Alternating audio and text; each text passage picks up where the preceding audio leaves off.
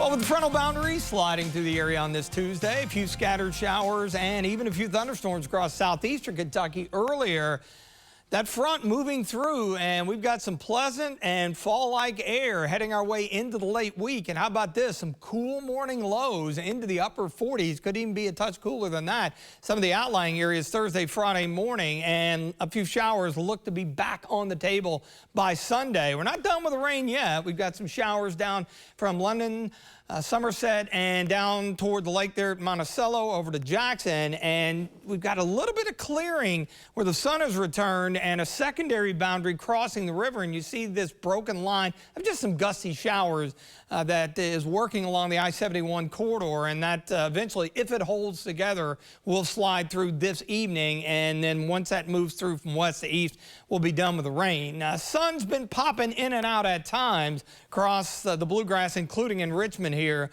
It's filtered out for now. Bluegrass Pace Care Skyview HD camera network at EKU. We're at 77, so the little bit of afternoon sunshine has gone a long way to warm us up here in Lexington down toward Richmond, where we were hovering in the low 70s much of the afternoon. But temperatures, especially compared to yesterday, we are a touch cooler and below average, and that's the way it's going to be over the next couple of days. But much more like it here as we head toward mid-September temperature-wise. That boundary about to move out of the area and that little secondary boundary crossing the river. After that, we're looking at high pressure coming our direction, especially Wednesday, Thursday, and into Friday.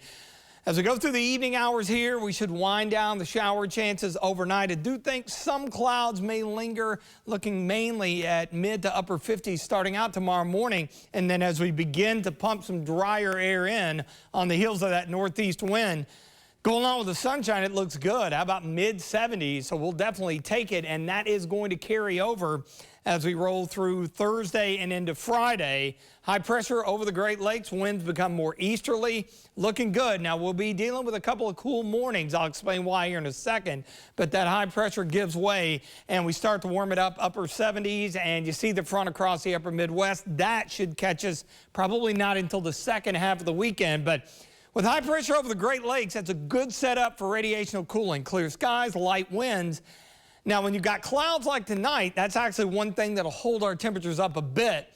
That warmth tries to escape into space. It bounces off the clouds. The clouds act as a blanket, so it stays a little bit milder. But what we've got coming Thursday into Friday morning, it will be clear, and that's going to allow some upper 40s. So if you like that fall-like feel to the air in the morning, you're going to get it a little later in the week. I think we're okay on Saturday. The return moisture tries to pick up as the front comes in from the northwest, but we should hang on to the dry weather and hold off the showers until Sunday. And that's good news, of course, with Kentucky and Akron out at Kroger Field. Always nice to catch an evening kickoff this time of the year early in the season. That takes the edge off the warm.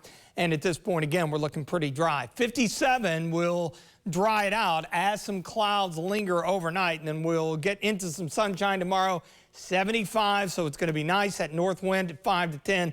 That'll make things feel really good. And check out some of those early morning lows. How about dipping into the upper 40s?